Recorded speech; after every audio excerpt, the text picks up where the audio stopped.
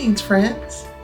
Today we will delve into chapter 3, excerpt of 52 Days to Rebuild Your Mind, Body, and Spirit, based on the Book of Nehemiah.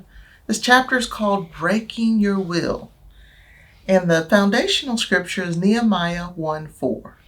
So it was, when I heard these words, that I sat down and wept and mourned for many days. I was fasting and praying before the God of heaven. Whenever we are called to do something significant, it often requires the breaking of our will.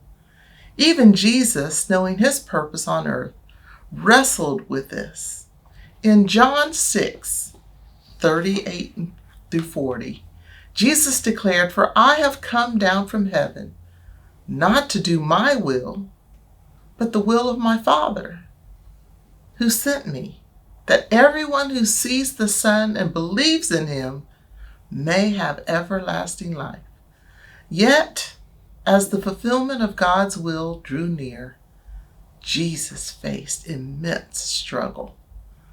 In the Garden of Gethsemane, we see his honest humanity.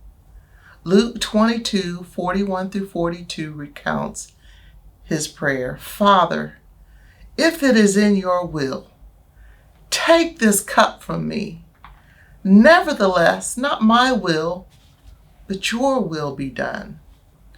Through deep prayer and surrender, Jesus reached the pivotal nevertheless, breaking his will to align with God's.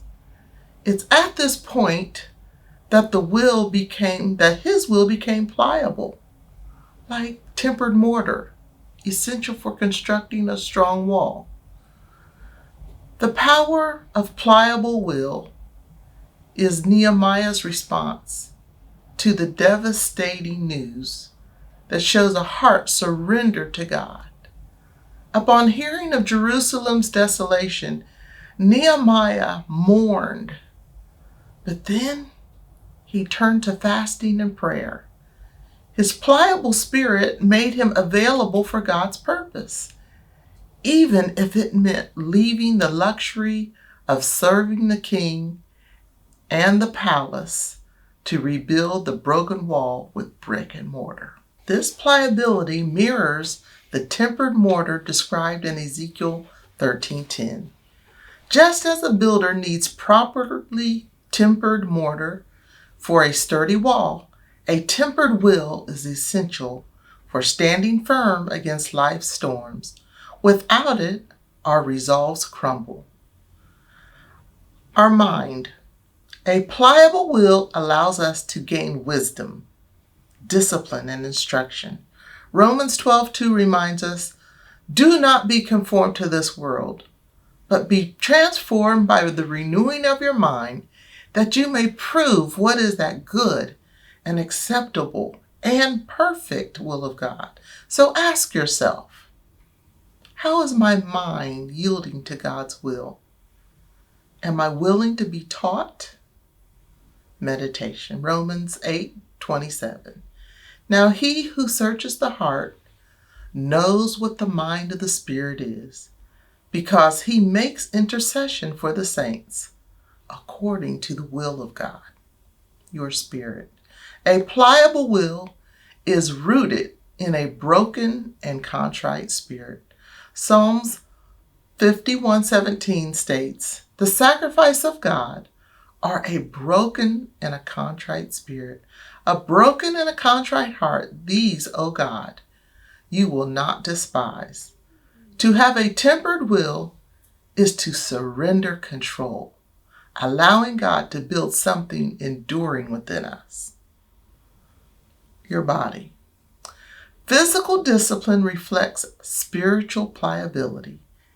We have our cleansing, our nourishing, our strengthening. The body mirrors the process of tempering our will. So for your cleansing, drink herbal tea and a minimum of 64 ounces of water daily. For your diet or your intake, eat 5 to 6 small meals a day with a fruit or vegetable in each. For your workout, establish and commit to a consistent exercise routine. Praise and worship. Prayer anchors us in God's will. Structure your prayers. Adoration. Honor God for who He is. Confession. Acknowledge areas where your will resists God. Thanksgiving. Celebrate victories and grace received. Supplication. Ask for strength to align your will with His will. Through the alignment of mind, spirit, and body with God's will, we become prepared for the storms and the victories ahead. Let the prayer of Jesus, nevertheless, not my will, but yours be done, be the prayer and the guide today.